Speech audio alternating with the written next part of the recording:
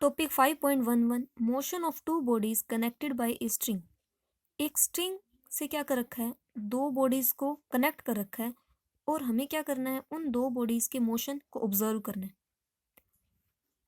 एक टॉपिक है tension in light in extensible string. Light in extensible string में क्या टेंशन होगी उसके बारे में सबसे पहले जानते हैं कि इन एक्सटेंसिबल स्ट्रिंग होती क्या है। लाइट इन एक्सटेंसिबल स्ट्रिंग क्या होती है, एक तरह से एक स्ट्रिंग ही होती है, मतलब रस्सी ही होती है जिसकी लेंथ है वो कांस्टेंट रहती है, मतलब कभी चेंज नहीं होती।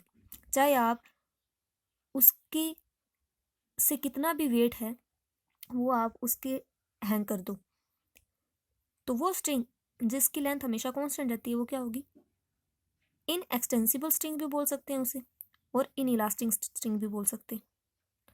और इन एक्सटेंसिबल स्ट्रिंग या तो वो स्ट्रेट हो या फिर उसको हम एक स्मूथ पुल्ले के ऊपर से पास करवाएं तो भी उसके अंदर हमेशा जो तनाव यानी कि टेंशन है वो हमेशा उसकी लेंथ के थ्रू आउट क्या रहेगा, सेम रहेगा, चेंज नहीं होगा।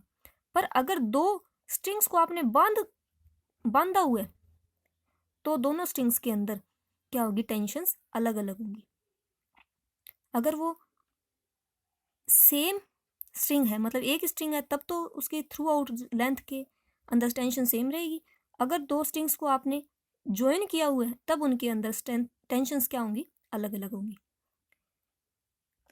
फर्स्ट थ्योरम है two masses m1 and m2, दो मासेस दे रखे हैं जहां मास m1 है वो m2 से क्या है, ज्यादा है, are suspended by a light inextensible and flexible string.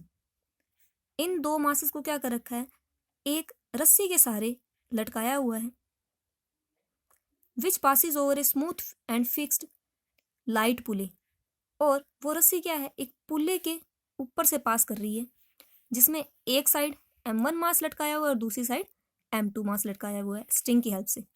To find the motion of the system, हमें क्या निकालना है, सिस्टम के मोशन को, tension in the string, string के अंदर जो टेंशन आ रही है वो, and the pressure on the pulley, और पुले के ऊपर उन दो मासेस को लटकाए जाने की वजह से जो प्रेशर पड़ रहा है वो प्रेशर हमें कैलकुलेट करना है।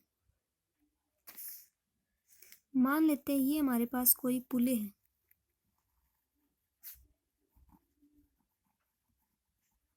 और इस पुले की ओर से एक रस्सी आ रही है, एक इस तरफ पार्ट है रस्सी का, एक इस तरफ, और यहां से मान लेते हैं हम इस रस्सी से क्या कर रहे हैं, इसका मास ले लेते हैं, m1 मास लटकाया हुआ है और इससे लटकाया हुआ है m2 मास। हमें पता है कि m1 मास ज़्यादा है तो ज़्यादा ये डाउन नीचे की तरफ झुका हुआ होगा और m2 मास कम है। m1 मास है, इस मास का कोई ना कोई वेट होगा, वेट क्या होता है, मास इनटू में एक्सेलरेशन ड्यू टू ग्रेविटी, तो m1 जी हो गया m1 मास का वेट और m2 जी हो जाएगा m2 मास का वेट। अब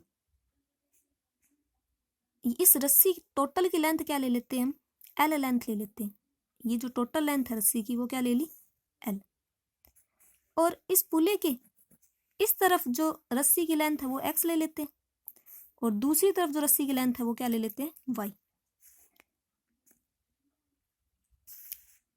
इस तरफ ले लेते हैं एक्स, इस तरफ ले लेते हैं वाई। अब हमें पता है कि रस्सी के दोनों एंड से हमने क्या कर रखे हैं, दो मास लटकाए हुए हैं, तो इस रस्सी में कोई ना कोई तनाव आएगा, मतलब टेंशन प्रोड्यूस होगी। और हमें पता है ये स्ट्रिंग कौन सी है, इनएक्सटेंसिबल स्ट्रिंग है जो एक स्मूथ पुले के ऊपर से पास कर रही है, इसका मतलब थ्रू आउट टेंशन क्या रहेगी, इसमें सेम रहेगी। इसमें भी टी टेंशन है तो इसमें भी क्या प्रोड्यूस होगी, टी टेंशन ही प्रोड्यूस होगी, मतलब जो तनाव है वो ऊपर की तरफ आएगा। अब टोटल लेंथ क्या थी, एल थी, इस तरफ वाले लेंथ हमने एक्स ले ली और दूसरी तरफ वाली लेंथ जिससे मास m2 लटका हुआ है वो y ले ली, तो इसका मतलब x प्लस वाई टोटल क्या हो जाएगी, लेंथ l की इक्वल हो जाएगा। l ले ली length of whole string on both sides of pulley और x और y ले ली depth of masses m1 and m2 below the pulley at time t, और x plus y total length किसकी इक्वल होगी, l की इक्वल होगी। अब एल लेंथ क्या है, कांस्टेंट, और एक्स और वाई तो क्या हो रहे होंगे, चेंज हो रहे होंगे ना टाइम के साथ साथ में, क्योंकि वेट एक तरफ ज़्यादा एक तरफ कम, पर टोटल लेंथ तो सेम रहेगी क्योंकि इनएक्सटेंसिबल स्ट्रिंग की लेंथ हमेशा कांस्टेंट रहती है। इसका टाइम के विद रिस्पेक्ट टू डेरिवेटिव कर देते हैं, एक्स का हो जाएगा d x over d t, और वाई का हो जाएगा d y over d t, और एल का हो जाएगा 0। तो यहाँ से डी एक्स अपॉन में डी टी की वैल्यू आ जाएगी माइनस डी वाई अपॉन में डी टी, इक्वेशन 1। एक बार और डेरिवेटिव कर देते हैं, तो एक बार डेरिवेटिव और करेंगे दोनों साइड, इसका d x by d t का डेरिवेटिव हो जाएगा डी टू एक्स अपॉन में डी टी टू, और माइनस का डी टू वाई अपॉन में d t two. D x by d t और d y by d t किसको represent कर रहे हैं, change in length per unit change in time, मतलब वेलोसिटी को रिप्रेजेंट कर रहे हैं d x by d t और d y by d t, और ये दोनों किसको रिप्रेजेंट कर रहे हैं, एक्सेलरेशन। इसका मतलब velocity d x by d t d y by d t के इक्वल तो है, पर डायरेक्शन में क्या है, अपोजिट, और acceleration d square x upon में d t square d square y upon में डी टी स्क्वायर के इक्वल तो है, बट डायरेक्शन में क्या है, अपोजिट। तो हम बोल सकते हैं कि जो वेलोसिटीज हैं, बोथ वेलोसिटीज एंड एक्सेलरेशंस ऑफ किसकी, मासेस की, m1 and m2 are equal and opposite।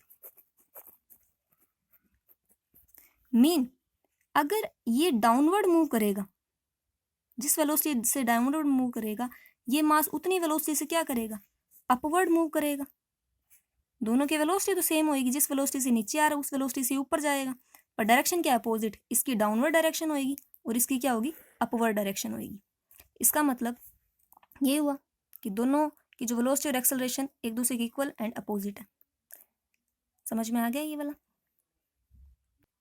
Similarly जिस एक्सेलरेशन से ये मास m1 है वो डाउनवर्ड मूव करेगा, उसी एक्सेलरेशन से ये मास m2 क्या होगा, अपवर्ड डायरेक्शन में मूव करेगा, बट दोनों की डायरेक्शन क्या होगी, अपोजिट।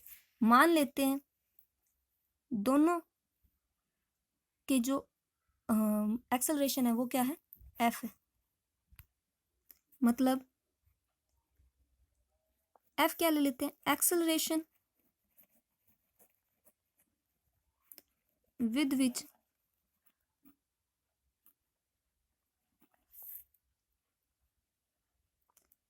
m1 moves downwards, मतलब नीचे की तरफ मूव करता है, and m2 moves in upward direction।